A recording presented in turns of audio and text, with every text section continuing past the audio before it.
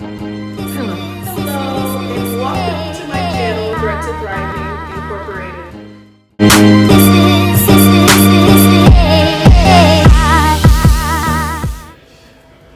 I want to ask you to think about this as someone that you love, care about, and want the best for. We all want the best for ourselves, best for others.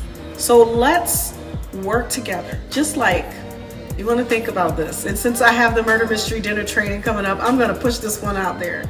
Remember the story of the lady who had brought thousands of people away from slavery in the South, freedom in the North. She was able to do that all through connection. And these were not Black only connections. These were all types of people who were willing to be a part of that railroad. It was not a real railroad. Everyone hears the story and may think that this was an actual railroad. It was called a railroad because it was a direct line of help she had accumulated over time, willing to work together. That's what Threat to Thriving is here for. We want us all to just work together. No one should be homeless in this rich and vast world we live in. All of what we have is abundant. So there's no reason why someone should come out of jail, you put them right back on the streets or into a shelter. They'll be there for one day. And there's proof of this. And I know that you, like me, believe in change. You started your organization for that reason. You are working with people for that reason. This particular demographic experiencing something very different. And we see a change in this demographic behavior. The goal here at Threat to Thriving, people go from threats to thriving. And there's no way to do that all by ourselves and in silence. When I call you, you say, oh, I've heard of that person before. Because this is a cycle of the same behavior. The reason the same behavior continues to occur is because nothing else has changed. You take them from the Lee County Jail, right? And you set them right back into the space where they first started out and where they got in trouble. Gas stations, old friends, old environment. If we don't change the environment, how is it that we're to change? That works either way. You, without the disorder, who have mental health disorder. You place a person back in the same environment, they'll thrive for a bit. It's going to be difficult. We want to take people out of those situations that are conducive to change. So we want to be the conduit, the collaborator, connector for change. Our change agent. If you are interested in joining us to volunteer to be on the board, main ask is for the board. We want you to have a seat at the table. The people that will have a seat at the table, 5 to 6 people that will sit at the table to really push change in this organization and in this community, because it has to happen. It's not going to continue to be any different than what you continue to see when you see the same person show up at your office, needing a place to stay, or they just got out of jail after the 4th time in a year, and you know them by name. Not going to change. Why? Because we haven't made any changes. Threat to Thriving would like to appeal right now and ask you, how would you feel? A child or brother or sister who was on the streets. As soon as they got out of jail, to the streets, sleep there, they walk there, and that's where they're at. How is it that they're supposed to rehabilitate or get restored there? In the open like that, sitting on benches, maybe their medication, they're not even sure how to take it. I appeal to you to just think about this. Is this possible even for us who have somewhat have things together? We can do a little bit, here and there, get by, right? Our minor mental health issues, stress, or dealing with family involved in helping and giving in the community. You can go in your home, take a nice hot bath, meditate, some music, got family around you to encourage you. Let's think about somebody who gets out of jail and has none of that. And yet they still have to go meet up with their probation officer every single day. If they're homeless, they're not homeless. They have to meet once a week, once a month. They have to also be applying for jobs on a daily basis.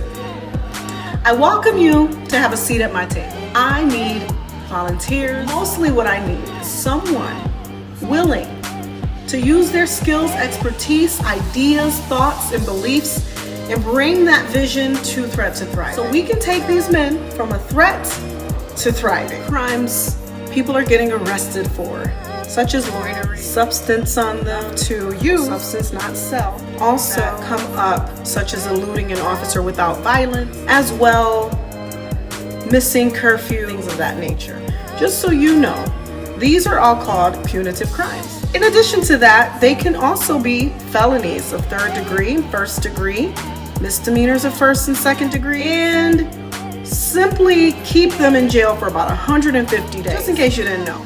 I appeal to you to have empathy, because a lot of people are doing these things, but they're not getting caught or they're not going to jail for it. Because a lot of times when you have money or a little bit of extra support in your life, you have someone that might fight for you or help you out, get you out of these things. Well, there's a lot of things that they can do when they get out, such as a pro se motion, which means basically it's a French or Latin word for do it yourself. You can appeal on your own behalf to have your court order changed. But if you have a mental health disorder, this could be a problem. Preparing all these papers and putting them together in envelopes, I should have brought it with me to this video, because it's a lot of work.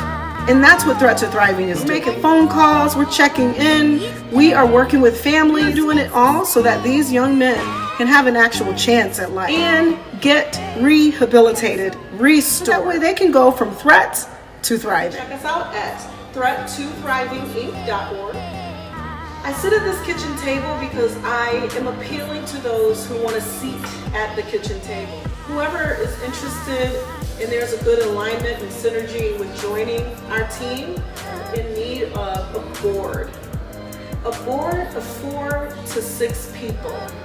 And that's where we're starting, but the maximum as we grow will be 11. I will be on the board.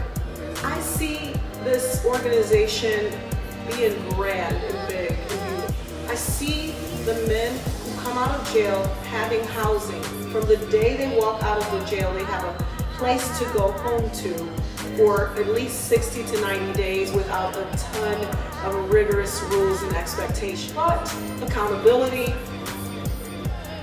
working relationships between other people in the community, plan to get back on their feet. A place of rest. They can be themselves, relax, and enjoy the opportunity of freedom.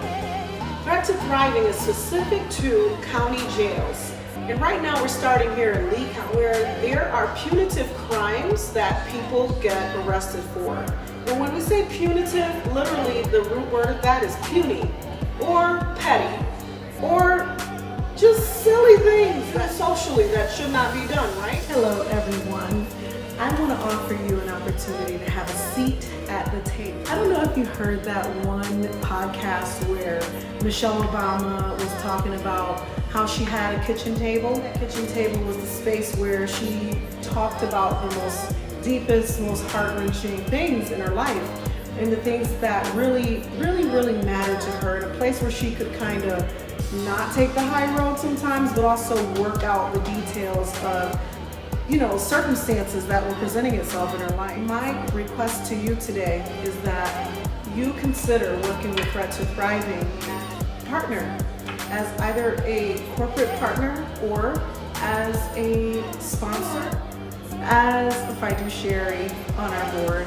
We're looking for precisely the people who have this as a passion, skill sets that any board or business or corporation would need. So I appeal to your heart, mind, and soul as I express my greatest need is to have people who are willing to work with me through this vision, to bring it to fruition, to be a fiduciary in the community for a very important cause. We look to you, the community, to the public, for these ideas, for inspiration, for financial help, for volunteer operational assistance on a daily basis. We look to you because any 501c3, which I have, is set up to get mostly public support. This is not all on me. It is on all of us.